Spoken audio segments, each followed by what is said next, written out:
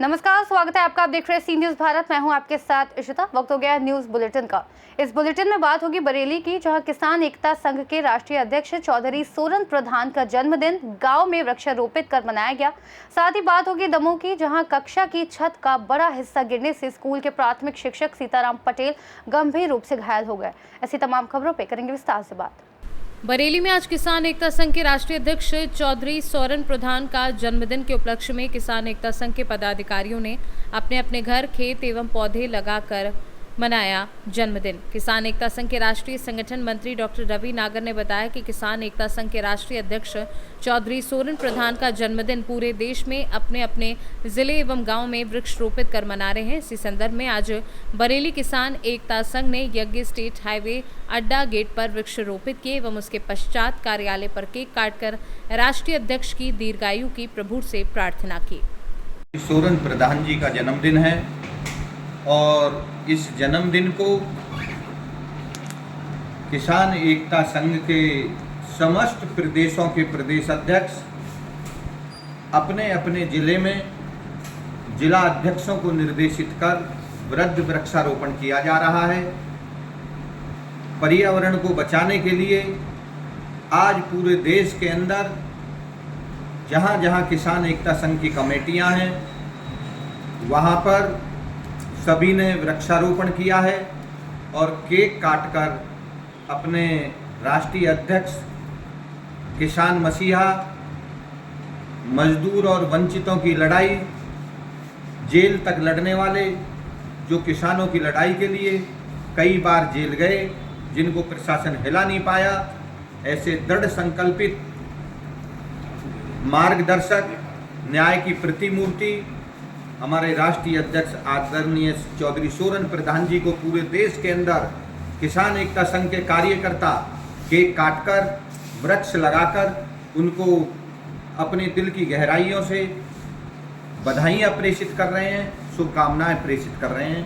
आज इसलिए हम लोग यहाँ बरेली में समस्त किसान एकता संघ के कार्यकर्ता इकट्ठे हुए हैं। और एक बात और बताना चाहता हूँ कि हमने सभी किसान एकता संघ के पदाधिकारियों से कहा कि आप अपने अपने घर पर, खेत पर, रोड पर, रास्ते पर अपने गांव में वृक्ष लगाने का काम करें। जरूरी नहीं है कि सब लोग बरेली आएँ।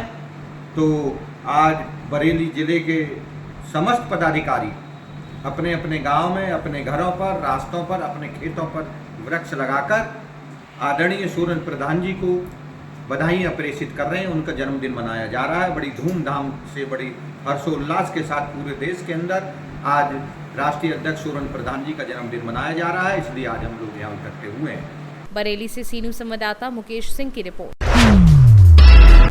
तहसील बटियागढ़ अंतर्गत शासकीय एकीकृत माध्यमिक शाला मेनवार में लंबे समय से जर्जर हालत में पड़ी कक्षा की छत का बड़ा हिस्सा गिरने से स्कूल के प्राथमिक शिक्षक श्री सीताराम पटेल गंभीर रूप से घायल हो गए। ये दर्दनाक हादसा दिनांक 11 जुलाई को उस समय हुआ जब शिक्षक सीताराम पटेल किसी सामग्री को उठाने के लिए पुराने कक्ष में गए थे। अचानक छत से एक बड़ा पत्थर गिरा जो सीधे उनके सिर पर आ गिरा, जिससे वे गंभीर रूप से घायल हो गए। घटना के तुरंत बाद ग्रामवासियों की मदद से उन्हें जिला अस्पताल में भर्ती कराया गया, जहां उनका उपचार जारी है। उनकी स्थिति स्थिर बताई जा रही है, लेकिन गहरी चोट के कारण अभी डॉक्टरों की विशेष निगरानी में रखा गया है। घटना के दूसरे ही दिन 12 जुलाई को विकासखंड स्तरीय निरीक्षण दल ने शाला मेनवार का दौरा किया। निरीक्षण दल में सहायक संचालक विकासखंड शिक्षा अधिकारी सूरजभान चौधरी, संकुल प्राचार्य श्वेता जैन, विकासखंड अकादमिक समन्वयक शरीफ अहमद खान, जन शिक्षक खिलान सिंह ठाकुर एवं रतन सिंह लोधी, संस्था प्रभारी परसवाल और मध्याह्न भोजन वितरण में गड़बड़ी। सर, ये जो घटना हुई है, इस संबंध में अभी तक क्या कार्रवाई हुई सर? देखिए, जैसी घटना का जानकारी हमें अवगत हुई और इस संबंध में मेरे द्वारा बीएससी जन शिक्षक संकुल प्राचार्य द्वारा यहाँ का निरीक्षण किया गया। चूँकि यहाँ घटना से यह ज्ञातव्य हुआ है कि जिस कक्ष में घटना हुई है वहाँ पर कोई भी कक्षाएं संचालित नहीं थी, क्योंकि प्राथमिक विभाग जो अलग बना हुआ उसमें कक्षाएं संचालित नहीं थी। माध्यमिक विभाग है उसमें कक्षाएं संचालित थीं, क्योंकि सामग्री यहाँ पर रखी हुई थी। तो संभवतः सामग्री लेने के लिए शिक्षक वहां गए, जिससे यह दुर्घटना हुई है। हालांकि हमारे द्वारा यह निर्देश दिए गए हैं कि इस पूरे विभाग में जो प्राथमिक विभाग है इसमें ताला लगा दिया जाए, क्योंकि सामग्री के लिए हमने पंचायत भवन उपलब्ध कराया है। साथ ही बच्चों को पहले भी सुरक्षित बिठाया जा रहा था, वर्तमान में माध्यमिक शाला के साथ साथ पंचायत में भी बिठाया जाएगा। और साथ में जो भी अन्य अनियमितताएं जो कि यहाँ पे पाई गई हैं उनके लिए भी संस्था प्रभारी को कारण बताओ नोटिस प्रदान किया गया है। ये जो घटना हुई है इस संबंध में क्या कहेंगे आप? मैंने वरिष्ठ कार्यालय में आज से 6 महीने पहले आवेदन दिया था कि ये क्षतिग्रस्त है। यहाँ 3 रूम है जो बहुत ज़्यादा क्षतिग्रस्त है और वहाँ ना बच्चे जाएंगे, ना कोई टीचर जाएगा, ना कोई सदस्य जाएगा। फिर भी पता नहीं ये सर क्यों चले गए, और वहाँ मैंने टेबल भी लगाई थी और फिर भी वो सर चले गए, पता नहीं क्यों, और नहीं मालूम। इसकी जानकारी आपने किसको दी थी? वरिष्ठ कार्यालय में दी थी, प्राचार्य को दी थी। लगभग कितना समय हो गया? 6 महीने पहले। क्या नाम लिखती हैं? नीलम तिवारी, माध्यमिक शिक्षक, शाला मैनवार। दमोह से सी न्यूज संवाददाता संतोष मोदी की रिपोर्ट। जनपद इटावा में अवैध गतिविधियों पर प्रभावी नियंत्रण स्थापित करते हुए वरिष्ठ पुलिस अधीक्षक ब्रजेश कुमार श्रीवास्तव द्वारा प्रेषित प्रमाणिक रिपोर्ट के आधार पर जिलाधिकारी द्वारा गौवध निवारण अधिनियम एवं आबकारी अधिनियम के अंतर्गत संलिप्त वाहनों पर जब्तीकरण की कार्यवाही की गई। इस कार्यवाही के अंतर्गत इटावा पुलिस ने कुल 8 वाहनों को जब्त किया है, जिनकी कुल अनुमानित कीमत 37,58,000 रुपए है। इनमें गौवध अधिनियम के अंतर्गत 5 वाहन जब्त किए गए हैं, जिनकी कीमत 27,96,000 है। वहीं आबकारी अधिनियम में 3 वाहन जब्त किए गए हैं, जिनकी कीमत 9,62,000 आकी गई है। विगत 1 माह में जनपद इटावा पुलिस द्वारा गोवध अधिनियम एवं आबकारी अधिनियम के अपराधों में संलिप्त कुल 8 वाहनों को विधिक प्रक्रिया के अंतर्गत जब्त कराया गया है, जिसकी कुल अनुमानित कीमत लगभग 38 लाख रुपए है। आगे भी ऐसे अपराधों में संलिप्त अपराधियों एवं वाहनों के विरुद्ध हमारी विधिक कार्रवाई प्रचलित रहेगी। इटावा से सी न्यूज संवाददाता देवेंद्र सिंह की रिपोर्ट।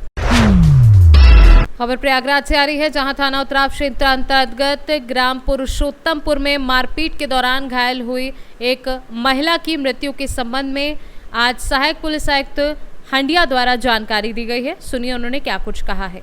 आज दिनांक 12/7/2025 को शाम को सूचना प्राप्त हुआ कि थाना उत्तराव के पुरुषोत्तमपुर गांव में धान की रोपाई को लेकर के राम कैलाश द्वारा अपनी भाभी को चंदा पाल पत्नी रामबाबू पाल उम्र 30 वर्ष को खेत में गड़े हुए बांस से डंडे से मारने पर गंभीर चोट आया।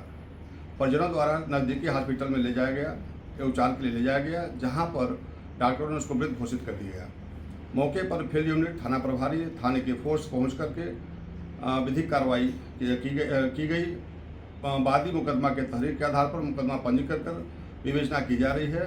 गिरफ्तारी के प्रयास देवर के गिरफ्तारी के प्रयास किए जा रहे हैं। मौके पर शांति व्यवस्था है, कानून व्यवस्था की कोई समस्या नहीं है।